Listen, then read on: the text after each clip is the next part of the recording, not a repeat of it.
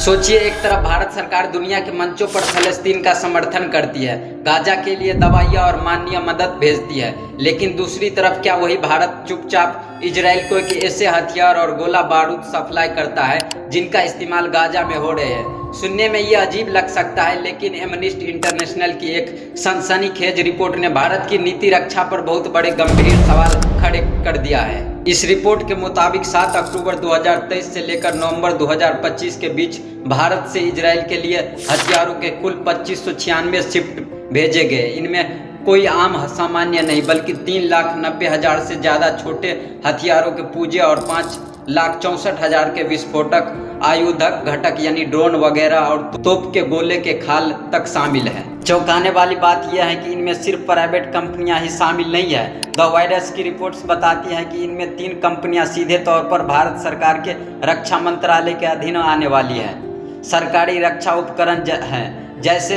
म्यूनिस्ट India limited. इसके अलावा Adani group और इजरायली फर्म ज्वाइंट वेंचर जैसी निजी कंपनियां भी इस सप्लाई चेन का हिस्सा है। सवाल यही है कि जब इंटरनेशनल कोर्ट ऑफ जस्टिस यानी आईजीसी जेनोसाइड के खिलाफ चेतावनी दे चुका है, तब यह निर्यात क्यों हो रहा है? अब इसका दूसरा पल्लू भी देखिए। भारत का आधिकारिक कूटनीति हमेशा से 2 स्टेट सॉल्यूशन और फिलिस्तीन के समर्थन में रहा है। सरकार ने गाजा और शरण साथियों के लिए लगातार मदद पहुंचाई है, लेकिन दूसरी तरफ रक्षा व्यवहार और कूटनीतिक रणनीति रिश्तों के नाम पर यह हथियार सप्लाई जारी रहना बहुत बड़ा विरोधाभास पैदा करता है। तो अंत में सवाल उठता है, क्या भारत सरकार इस मामले में एक खतरनाक डबल गेम खेल रही है? क्या रणनीति के फायदे के लिए मानव अधिकारियों के नजरअंदाज किया जा रहा है? इस रिपोर्ट ने भारत के सामने एक गहरी नैतिकता और कानूनी दुविधा लाकर खड़ी कर दी है। इस पर आपकी क्या राय है? कमेंट बॉक्स में जरूर बताएं।